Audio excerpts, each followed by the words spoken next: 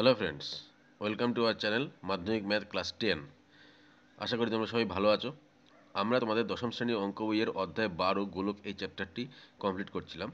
এর আগের ভিডিওতে আমরা কষে দেখি 12-র 1 থেকে 7 অবধি অঙ্ক করে ফেলেছি।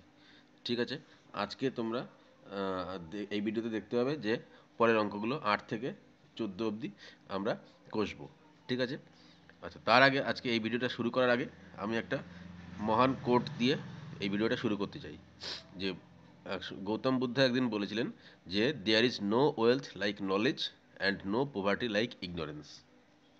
অর্থাৎ নলেজের মতো কোনো সম্পদ নেই এবং ইগনোরেন্স বা মূর্খতার মতো কোনো দারিদ্রতা নেই।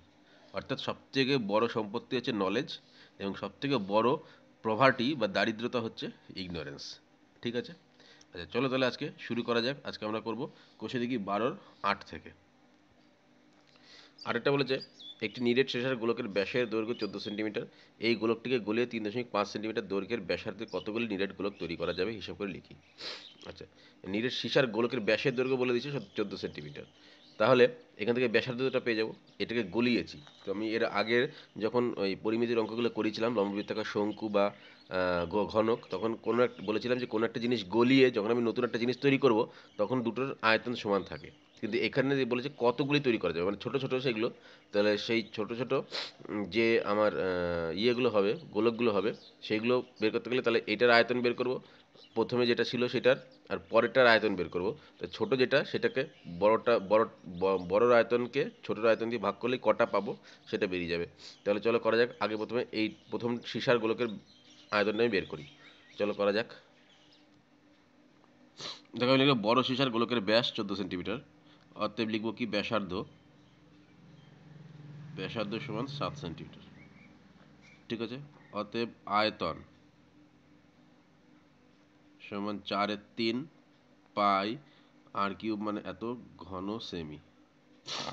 ঠিক আছে, এবার লিখব নতুন গোলকের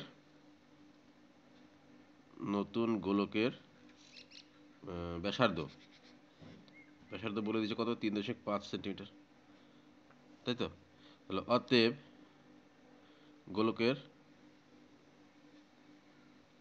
আয়তন সমান 4/3 পাই 3.5 কিউব সিসি বা ঘন সেমি হলো। এইবার দুইভাবে করা যায়। ধরো আমি বললাম যে এক্সটি ইয়ে তৈরি হবে, এক্সটি নতুন গোলক তৈরি হবে। ঠিক আছে, তাহলে তাহলে এক্সটি নতুন গোলকের আয়তন যা হবে বড় গোলকটার আয়তন তাই হবে। তাহলে সেখান থেকে এক্স এর ভ্যালু বের করতে পারবো। তাহলে ওইভাবেই করি, বুঝতে সুবিধা হয় কোনটাকে কাকে ভাগ করবো সেই তার থেকে। তাহলে লিখবো ধরি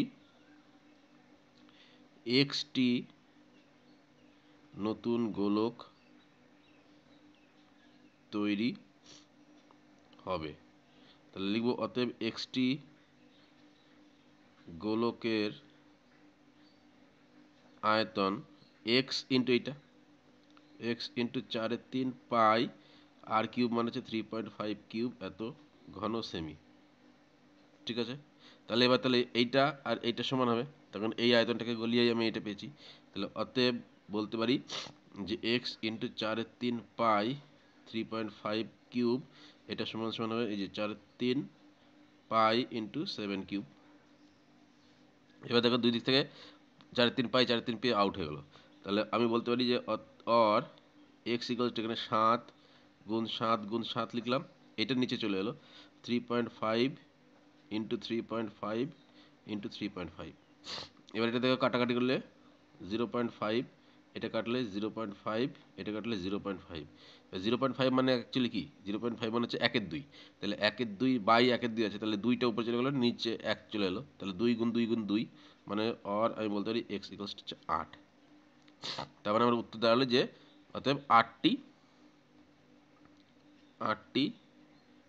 গোলক তৈরি হবে। বোঝা গেল? তাহলে এইভাবে হচ্ছে করতে হবে যে প্রথমে বড় সীসার আয়তন বের করে নিতে হবে, তারপরে নতুন গোলকের আয়তন বের করে নিতে হবে, তারপর ধরুন যে ধরি এক্সটি গোলক তৈরি আছে, তাহলে এক্সটি গোলকের আয়তন এত, তাহলে দুটো সমান হবে, সেখান থেকে এক্সের ভ্যালু বেরিয়ে গেলেই তাহলে আমার অঙ্কটা হয়ে গেল। তাহলে এটা গেলো 8টা। চলো 9টা করা যাক এবার। 9টা বলছে 3 সেমি 4 সেমি 5 সেমি দৈর্ঘ্যে ব্যাসার্ধে 3টি নিরেট তামার গোলক গলিয়ে একটি নিরেট বড় গোলক তৈরি করা হলো, বড় গোলকটির ব্যাসার্ধের দৈর্ঘ্য হিসাব করে লিখি। অর্থাৎ তিনটে আলাদা আলাদা আছে, সেটাকে গলিয়ে একটা বড় বানিয়েছি। সেই বড়টার আয়তন পেয়ে যাবো, তাহলে এই তিনটে আয়তন যোগ করলেই তাহলে বড়টার আয়তন পেয়ে যাবো, তাহলে সেখান থেকে বড় গোলকের ব্যাসার্ধ বের করতে হবে। তাহলে একদমই সহজ, চলো করা যাক। দেখো আমি লিখলাম 3 সেমি ব্যাসার্ধের গোলকের আয়তন 4/3 পাই × 3³ ঘন সেন্টিমিটার। একই রকমভাবে লিখব 4 সেমি ব্যাসার্ধের গোলকের আয়তন সমান হবে 4/3 পাই × 4³ ঘন সেন্টিমিটার। একই রকম 5 সেন্টিমিটার বেরোবে। 5 সেমি ব্যাসার্ধের গোলকের আয়তন কত হবে, সমান 4/3 পাই × 5 কিমি ঘন সেমি। ঠিক আছে, তাহলে এবার লিখব মোট আয়তন। এই তিনটে একসঙ্গে গলি দিচ্ছি, তাহলে মোট আয়তন হয়ে যাবে কত, তাহলে 4/3 পাই কমন গেল, দেখো তাহলে এখান থেকে পড়ে গেলো 3³ এখান থেকে পড়ে গেলো 4³ এখান থেকে পড়ে গেলো 5³ এত ঘন সেমি। ঠিক আছে, এবার এটা তাহলে কি হলো, এটা বড় গোলকের আয়তন, তাই তো? তাহলে এটাকে গলিয়ে বড় গোলক তৈরি করেছি, তাহলে এটা হলো বড় গোলকের আয়তন। তাহলে লিখবো যে অতএব না ধরি বড় গোলকের ব্যাসার্ধ 8 সেমি। ঠিক আছে, তাহলে অতএব আয়তন সমান 4/3 পাই r³ ঘন সেমি, তাই তো? তাহলে এবার দেখো, এটা গলিয়ে এটা তৈরি করেছি, মানে এটা আয়তন পেয়েছি, আর এটা নতুন গোলকের আয়তন। তাহলে আমি বলতে পারি এই দুটো সমান হবে।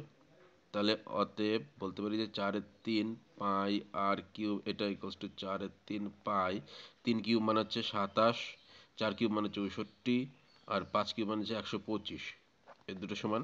তাহলে এটা কেটে গেলো, তাহলে r³ ইকুয়ালস টু, তাহলে এটা যোগ করলে দাঁড়াবে দেখো 216, আর r ইকুয়ালস টু বেরোবে কত, 6। এটা যে 216, তাহলে r ইকুয়ালস টু হলো 6। তাহলে এটা ব্যাসার্ধ পেয়ে গেলাম। তাহলে অতএব বড় গোলকের ব্যাস কত হবে, 6 × 2 মানে 12 সেমি। এখানে একটা সেমি লিখতে হবে। ঠিক আছে, তাহলে 12 সেন্টিমিটার। তাহলে এইভাবে আমার বড় গোলকটার আয়তন পেয়ে যাবো, মানে ছোট তিনটে গোলককে গলিয়ে মানিয়েছি, মানে তিনটে গোলকের আয়তন যোগ হবে। এটাই যেটা আয়তনটা পেরোলো সেটা হচ্ছে বড় গোলকের আয়তন। তাহলে সেখান থেকে বড় গোলকের আয়তন থেকে বড় গোলকের ব্যাসার্ধ বের করলাম, এবং সেখান থেকে বড় গোলকের ব্যাস বের করলাম। তাহলে এবার 10-এরটা করা যাক। সেটা বলেছে একটি অর্ধগোলাকৃতি গম্বুজের ভূমিতলের ব্যাসের দৈর্ঘ্য 42 ডেসিমিটার।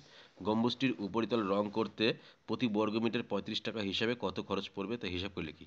তাহলে আমাকে জানতে হবে উপরিতল রং করতে বলেছে, মানে কোন জিনিসটা আমি রং করবো, মানে কোন ইয়েটা আমি যেগুলো সূত্রগুলো জানি তার মধ্যে। তাহলে উপরিতল গম্বুজটা অর্ধবৃত্তাকার, সরি অর্ধগোলাকার, তাহলে উপরিতল মানে হচ্ছে এটা আমার বক্রতলটা হবে। ঠিক আছে, তাহলে বক্রতলের ক্ষেত্রফলটা বের করতে হবে, দিয়ে প্রতি বর্গমিটারে 35 টাকা হিসাবে, তাহলে ওই ক্ষেত্রফল কত রং লাগবে রং করতে সেটা বের করতে পারবো।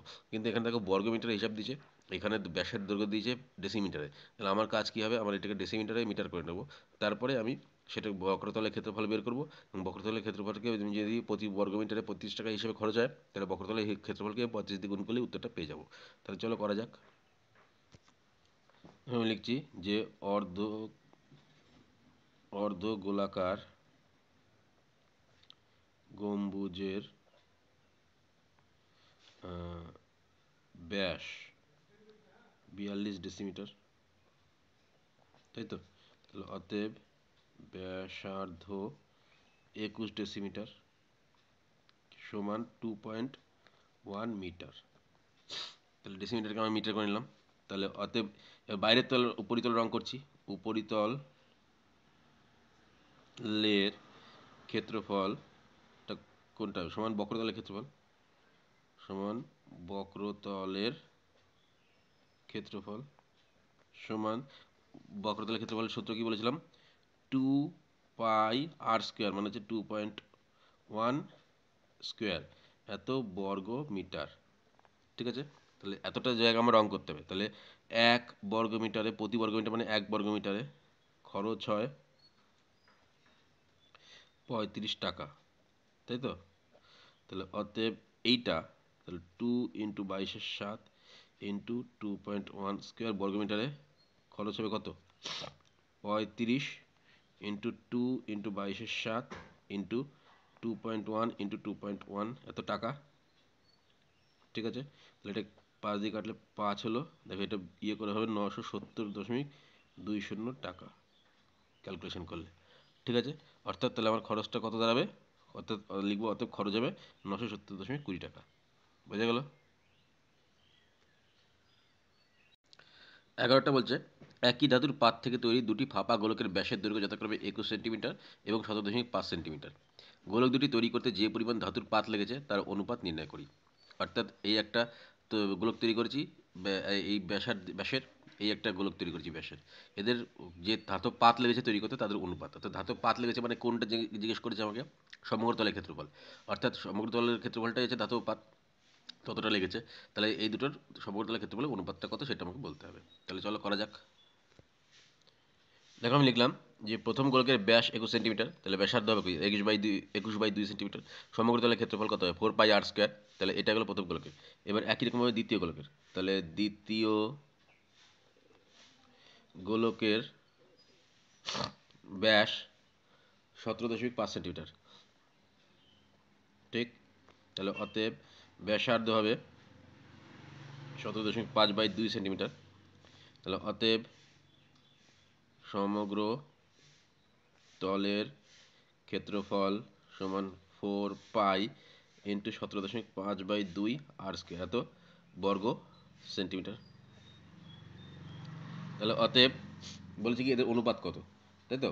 তাহলে এদের অনুপাত হবে, লিখব যে প্রথম ইস্টু দ্বিতীয় গোলক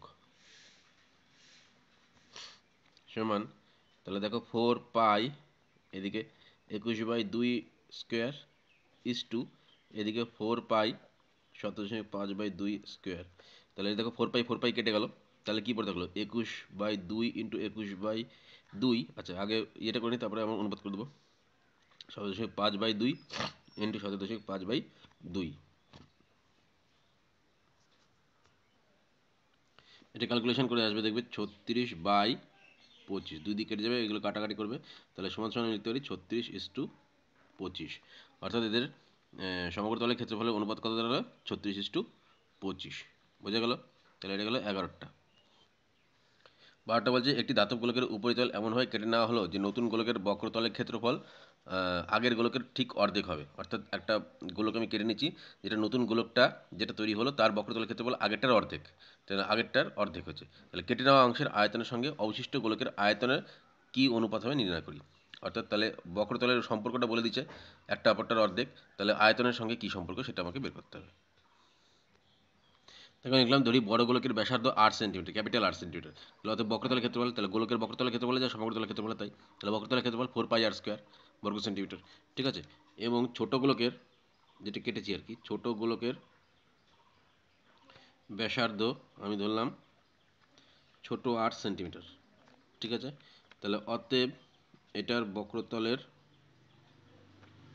ক্ষেত্রফল 4πr² বর্গ সেন্টিমিটার। ঠিক, তাহলে 4πr² বর্গ সেন্টিমিটার। এবার এদের মধ্যে সম্পর্ক কি বলে দিচ্ছে না, এইটা হচ্ছে এর অর্ধেক, তাহলে এটাকে 2 দিয়ে গুণ করলে এটা পাবো। তাহলে অতএব শর্ত অনুসারে বলতে পারি যে 2 ইন্টু 4 ইন্টু πr², এটা ইকস টু এটা 4πr²। তাহলে এখান থেকে এই আর এর মধ্যে সম্পর্ক পেয়ে যাবো। দেখো 4π কেটে গেল, তাহলে r² ইকস টু r² পড়ে থাকলো। ঠিক আছে, আর আমি এই ঘুরিয়ে লিখি r² ইকস টু হচ্ছে 2r²। এটা আর আমি লিখতে পারি যে আর ইকুয়ালস টু দেখো √2r লিখতে পারি। অর্থাৎ বড় আরটা মানে বড় গোলকের ব্যাসার্ধটা ছোট গোলকের ব্যাসার্ধের √2 গুণ। ঠিক আছে, এটা আমার হয়ে থাকলো, এটা আমার পরে পরে কাজে লাগবে। ঠিক আছে, এইবার বলেছি তাদের আয়তনের অনুপাত কী। তাহলে তাদের আয়তনের অনুপাতটা বের করি। ধরো এখানে লিখলাম যে বড় গোলকের আয়তন, তাহলে কী হবে? 4/3πr³। ছোট গোলকের আয়তন, ছোট গোলকের আয়তন একই রকমভাবে 4/3π ছোট r³ এত ঘন সেমি। এত ঘন সেমি। ঠিক আছে, তাহলে অতএব অনুপাত বা আয়তনের অনুপাত যা খুশি, তাহলে কি দাঁড়াচ্ছে 4/3 পাই আর কিউব বাই এটা 4/3 পাই ছোটো আর কিউব। এবার এটা কেটে গেলো, তাহলে কি দাঁড়ালো আর কিউব বাই আর কিউব। এবার এই আর মানে কি, √2r। আর মানে তাহলে এটা কি দাঁড়াচ্ছে, সরি √2r কিউবের মানে √2r cube by R cube. বা এখান থেকে এটা কি দাঁড়াচ্ছে দেখো, এটাকে √2কে √2 ইন্টু √2 ইন্টু √2 দাঁড়ালো, তাহলে √2 ইন্টু √2 ইন্টু √2 দাঁড়ালো, আর এটা আর কিউব দাঁড়ালো বাই এটা আর কিউব। এই আর কিউব কেটে গেল, তাহলে নিচে কি পড়লো, আচ্ছা এটা 2, তাহলে 2√2 বাই 1, তার মানে এটা 2√2:1। এটা হচ্ছে এদের অনুপাত। বোঝা গেল? তাহলে আয়তন থেকে এদের অনুপাতটা পেয়ে গেলাম কি, 2√2:1 এদের অনুপাত। অর্থাৎ বড় গোলকটা 2√2 গুণ হচ্ছে ছোটো গোলকটা, ছোটো গোলকটা 2√2 গুণ হচ্ছে বড় গোলকটা। বোঝা গেল? তাহলে বড় গোলক ইস্টু ছোটো গোলকের আয়তন হচ্ছে 2√2:1। এটা হচ্ছে আমার উত্তর। 13টা বলেছে 14 সেন্টিমিটার দৈর্ঘ্যের ব্যাসার্ধ বিশিষ্ট একটি ভূগোলকের অক্ষটির বক্রতলে 0.7 সেন্টিমিটার দৈর্ঘ্যের ব্যাসার্ধ বিশিষ্ট দুটি বৃত্তাকার ছিদ্র করা হয়েছে। ভূগোলকটির গোলাকার অংশের ধাতব পাতের ক্ষেত্রফল নির্ণয় করি। আচ্ছা, তাহলে ব্যাপারটা বোঝার জন্য দেখো আমি এই ধরো এই একটা ভূগোলক, ঠিক আছে, এই একটা ভূগোলক যার 14 সেন্টিমিটার দৈর্ঘ্যের ব্যাসার্ধ, ঠিক আছে, এর ব্যাসার্ধ হচ্ছে 14 সেন্টিমিটার। এবার এর বক্রতলে মানে এই তলটার উপরে আমি দুটো ছিদ্র করেছি। ধরো এইখানে একটা ছিদ্র করেছি এরকমভাবে, এখানে দাগ পড়ছে না আমার পেনের, এখানে একটা ছিদ্র আছে আর এখানে একটা ছিদ্র আছে। তাহলে ছিদ্রগুলো দেখতে কীরকম হলো, এখানে যদি ফুটো করে দিই, এখানে একটা ফুটো করে দিই, তাহলে ছিদ্রগুলো দেখো বৃত্তাকার ছিদ্র হলো, তাই তো? তাহলে বৃত্তাকার ছিদ্র, তাহলে এর ব্যাসার্ধ কত বলে দিচ্ছে, 0.7 সেন্টিমিটার। তাহলে এর বক্রতলে দুটো ফুটো করেছি বা ছিদ্র করেছি 0.7 সেন্টিমিটার, এখানে একটা এখানে একটা, মানে এটা চোখ করে দিয়েছি মনে করো। তাহলে এই দুটোকে বাদ দিয়ে নিশ্চয়ই আমার বক্রতলের ক্ষেত্রফলটা মানে বের করতে হবে। তাহলে ধাতব পাতের ক্ষেত্রফল মানে এইটাই জিজ্ঞেস করছি, বক্রতল বা সমগ্রতল। তাহলে এই সমগ্রতলের ক্ষেত্রের মধ্যে দুটো ছিদ্র আছে, তো ছিদ্রর ব্যাসার্ধ কত বলে দিচ্ছে 0.7 সেন্টিমিটার। তাহলে নিশ্চয়ই আমি ধাতব পাতের যদি বক্রতলের ক্ষেত্রফল বের করি, তার মধ্যে থেকে এই ছিদ্রর ক্ষেত্রফল দুটো যদি বাদ দিই, তাহলে আমি কতটা ধাতব পাত পড়ে আছে সেটা বের করতে পারবো। এবার তাহলে এই ছিদ্রগুলো দেখতে কীরকম, গোলকের মতো কি না, ছিদ্রগুলো হচ্ছে মানে বৃত্ত। দেখো এটা একটা বৃত্ত, তখন এর কোনো এটা 3 ডাইমেনশন হবে না, এটা 2 ডাইমেনশন হবে ছিদ্র দুটো। তাহলে দুটো বৃত্তের ক্ষেত্রফল আমরা জানি πr², তাহলে দুটো বৃত্তের ক্ষেত্রফল কত হবে সেটা বের করে এই ধাতব ক্ষেত্রফল থেকে বাদ দিয়ে দিতে হবে, তাহলে উত্তর বেরিয়ে যাবে। তাহলে চলো করা যাক। তাহলে আমি লিখলাম দেখো, ভূগোলকের ব্যাসার্ধ 14 সেন্টিমিটার, অর্থাৎ বক্রতলের ক্ষেত্রফল 4πr² বর্গ সেন্টিমিটার, মানে 4π × 14² বর্গ সেন্টিমিটার। ঠিক আছে, এবার দুটো ছিদ্র করেছি, তাহলে দুটি ছিদ্রের প্রত্যেকটির ব্যাসার্ধ 0.7 সেন্টিমিটার, ঠিক? তাহলে অতএব ক্ষেত্রফল দুটোরই একসাথে বের করে নিচ্ছি, তাহলে 2 × πr² একটার, তাহলে পাই × r² মানে হচ্ছে 0.7 × 0.7 এত বর্গ সেন্টিমিটার। ঠিক আছে, তাহলে এটা যে বক্রতলের মোট ক্ষেত্রফল গোলকের, আর এইটুকু ছিদ্র করা হয়েছে, তার মানে আমি বলতে পারি যে অতএব ছিদ্র বাদে বাকি ধাতব পাতের ক্ষেত্রফল, ছিদ্র বাদে বাকি ধাতব পাতের ক্ষেত্রফল সমান কত দাঁড়াচ্ছে দেখো, এইটা মাইনাস এটা হয়ে যাবে, তাহলে 4π × 14 × 14 মাইনাস 2π × 0.7 × 0.7 এত। আমি এটা ক্যালকুলেশন করে বসিয়ে দিয়েও করতে পারতাম, কিন্তু আমি একবারে ক্যালকুলেশন করবো, তাতে কি আমার ক্যালকুলেশনটা বারবার করে সময় নষ্ট হবে না। তাহলে দেখো এখান থেকে কী কী কমন যাচ্ছে, 2π কমন যাচ্ছে এখান থেকে, তাহলে 2π কমন দিলাম, তাহলে কী পড়ে থাকলো এখানে, এখানে 2 পড়ে থাকলো একটা, × 14 মাইনাস এখান থেকে 2π চলে গেছে, তাহলে 0.7 × 0.7 এত বর্গ সেমি। আচ্ছা, এবার পাইকে লিখলাম 22/7, এটা 14 196, তাহলে 196 দুগুণী কত হয় সেটা আমাকে ক্যালকুলেশন করতে হবে। তাহলে 196 দুগুণী আর এটা যে 7 7 49, তাহলে 0.49, তাহলে 196কে 2 দিয়ে গুণ করে যেটা হবে সেখান থেকে 0.49 বিয়োগ করে দেবো।